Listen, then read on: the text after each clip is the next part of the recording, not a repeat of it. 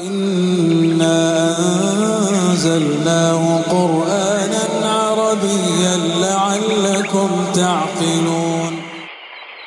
بسم الله الرحمن الرحيم. والسماء